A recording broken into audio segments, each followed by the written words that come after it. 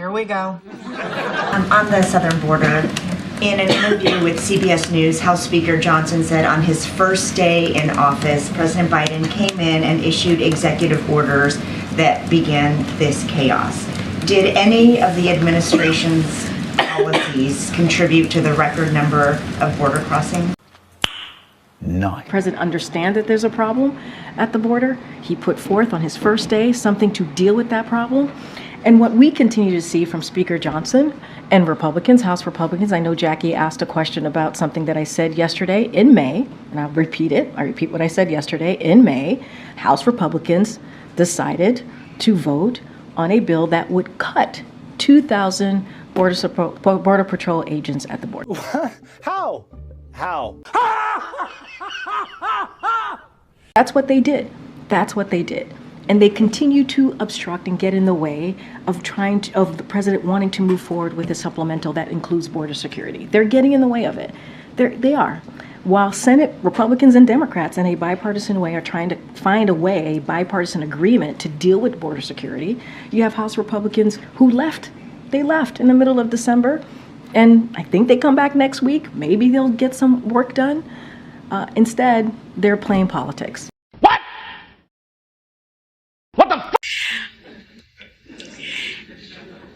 So is that a no?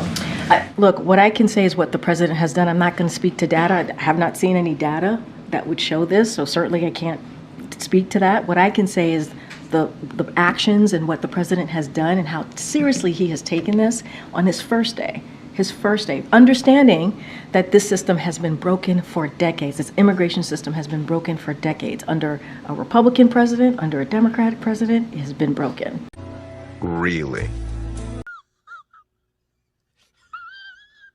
As negotiations continue, are there any red lines for the White House when it comes to negotiating what Republicans are demanding when it comes to policy? Look, I'm going to stay consistent here. I'm not going to negotiate from here, from the podium. I'm going to let folks who are negotiating, the senators, both on the Democratic side and obviously on the Republican side, who are negotiating this. Obviously, we have been involved. They've been talking through the holidays. We really appreciate their efforts here. We think we're headed in the right direction, and so it is best from this podium to not get involved and not inject myself into the conversation. And so we're going to let them do their job. Oh, just living the dream.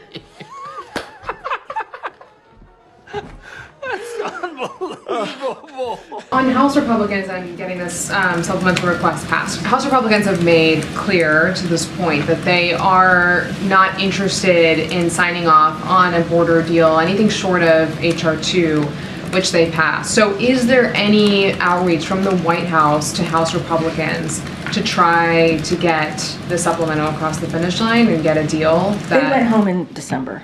They literally went home in mid-December. That's what. Is there a miscalculation by the White House to not be in touch with House Republicans who are necessary to get this? We're in regular touch with Senate Republicans who are at the table with us, with other Democrats in the Senate, having a real conversation about a bipartisan agreement. They're talking for themselves. Wow. Those are great names.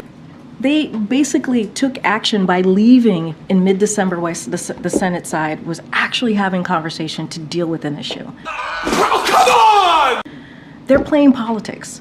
So I'm going to let them, their actions are speaking for themselves. We're going to have a real conversation where the negotiation is actually happening in good faith with both Democrats and Republicans in the Senate, and that matters.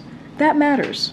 And so we think it's going in the right direction. We want to continue to have those conversations. It's been happening for some time now. And so let them put something forward, and we'll move from there. We are so screwed.